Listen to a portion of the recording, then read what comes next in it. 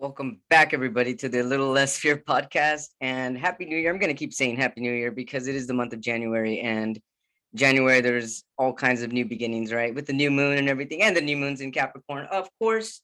So, Happy New Year, everybody. The year 2022. What? We're in the 20s. It's like, that's crazy to think that 100 years ago was like 1920. That's really amazing, actually, because so much has happened in 100 years. And that's actually one of my favorite eras, the 1920s on to the 1940s.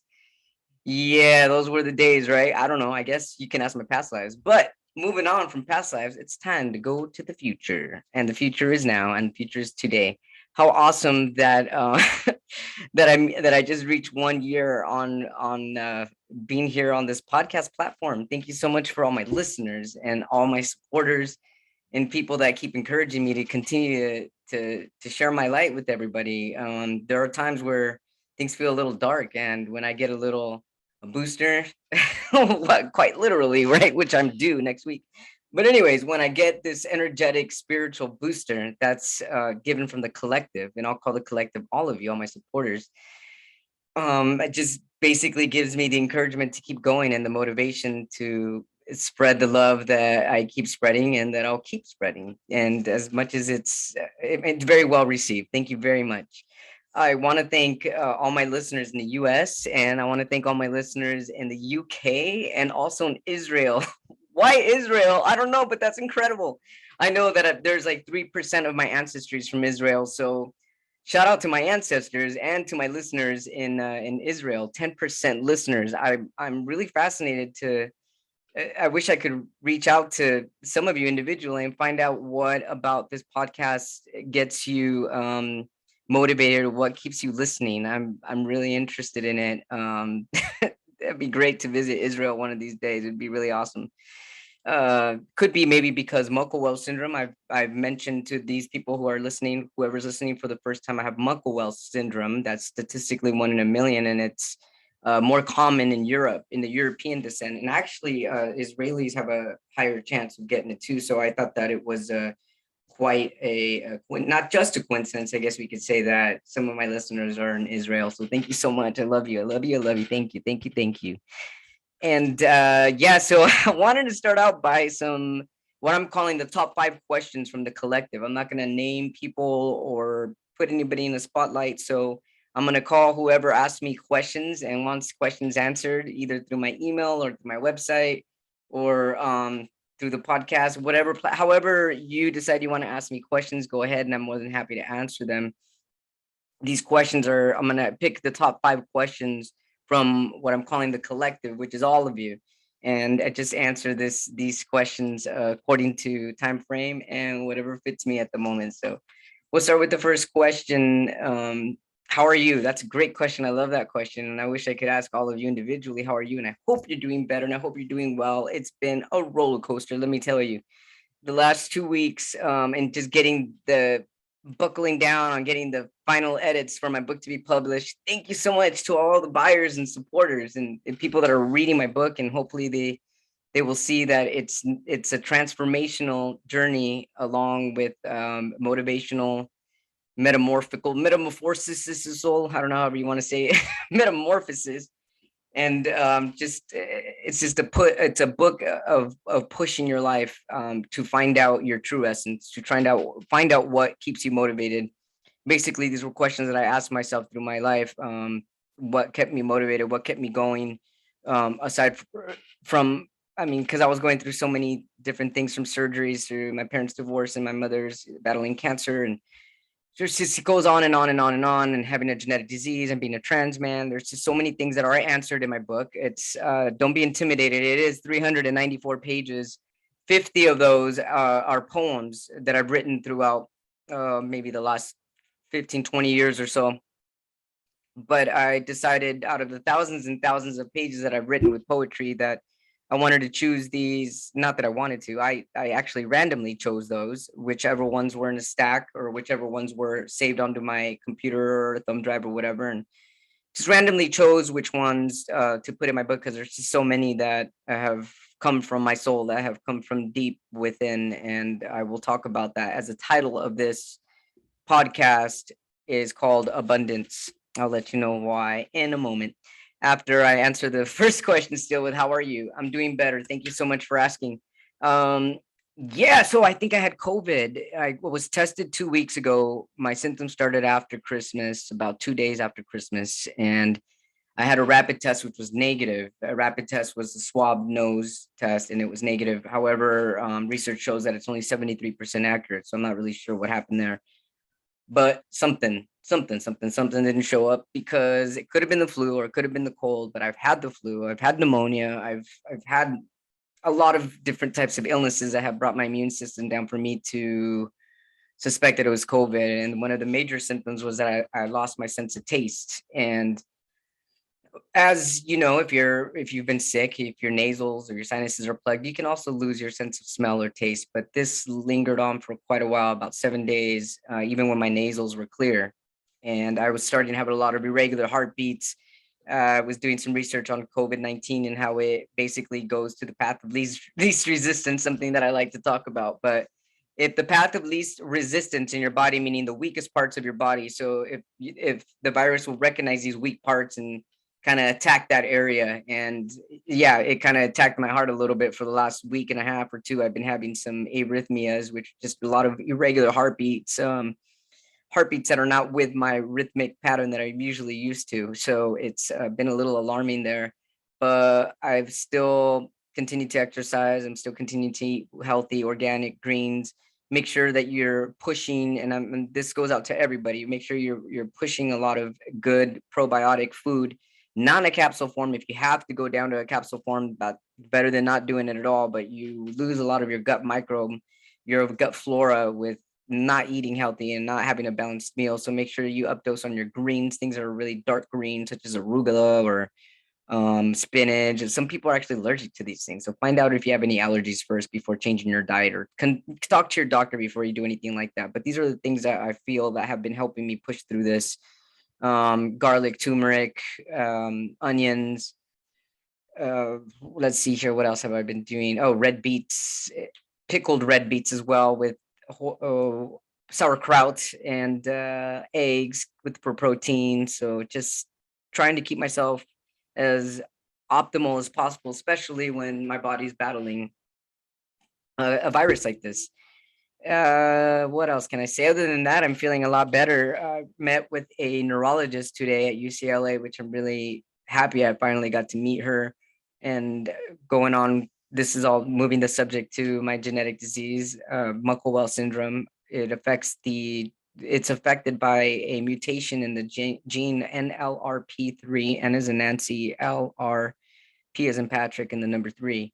And basically it gets activated whenever it wants, whether it's environmental, let's say it's too cold or it's too hot, it can get activated. Whether I have an allergy, it can get activated. If I'm depressed, it can get activated. If I'm too excited, it can get activated. So it's an overinflammation. It's a drama queen in my body. So it's like trying to get the drama down, and trying to get the drama down helps with a lot of the medications I'm using. I'm taking every day, along with exercising, meditating, and learning the true word of abundance, meaning an abundant health and abundance of wealth, which is coming to me every day. And I'm very thankful for it. Thank you.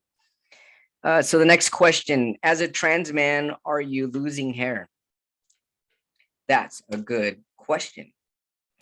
So when I first started my transition, I have to say that I always had a higher hairline, even when I was female identified. Even as a baby, I had like this gigantic forehead, and you can see my big birthmark.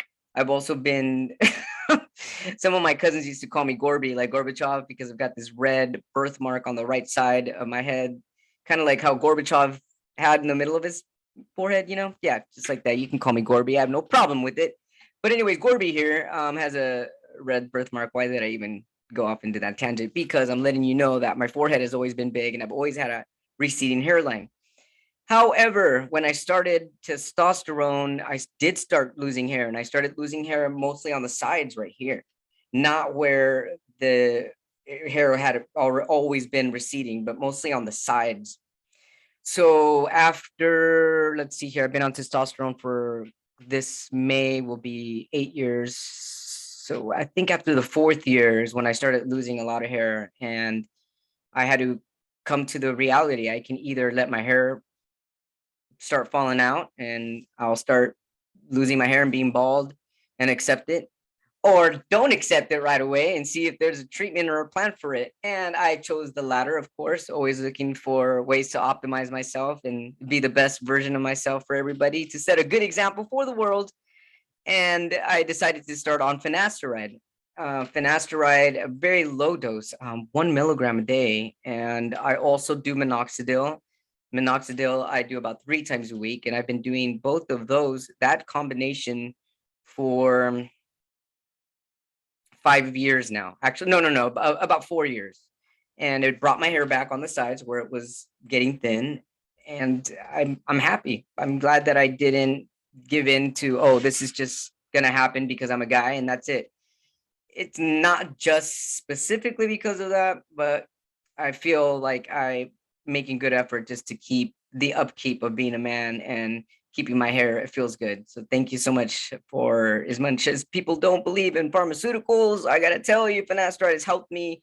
Although there are a lot of side effects for by just regular cis men, I guess. There's been some cis men that have reported a lot of depression with finasteride. And so once again, before starting a medication like that, I would advise you to talk to your doctor before you start anything like that. Yeah, any one of your doctors, see if it's a good idea.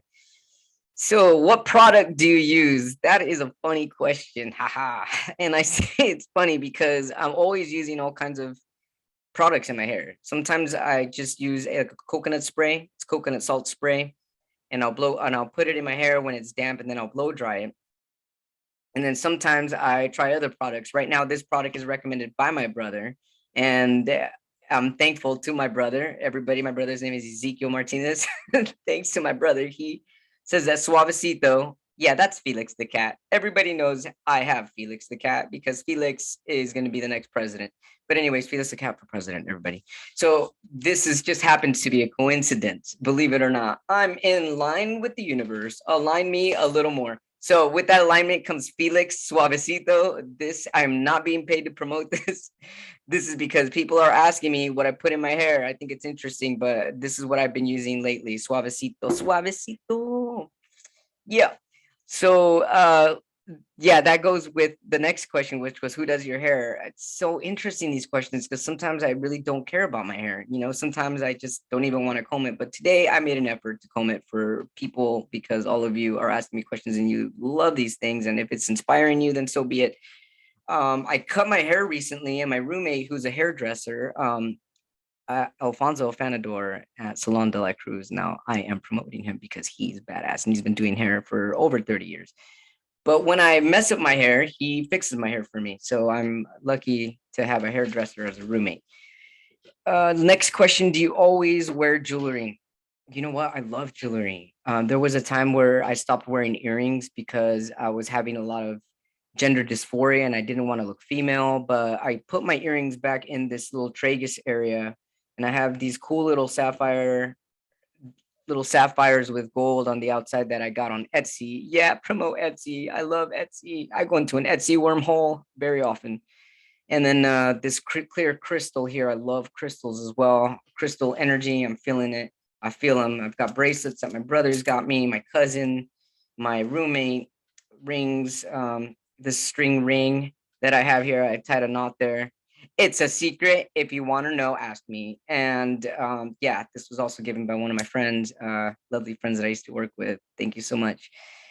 So yeah, what do I have to say about that? You know what? Just be yourself. If you want to wear jewelry, wear jewelry. If you're not a jewelry guy, don't be a jewelry guy. If you're a jewelry girl, guy, whatever, in between, outside of the box, just do whatever feels good. That's all I got to say. If one day you feel like wearing it, wear it. The next day you don't, just don't. It's that simple. Make your life simple. You can do this.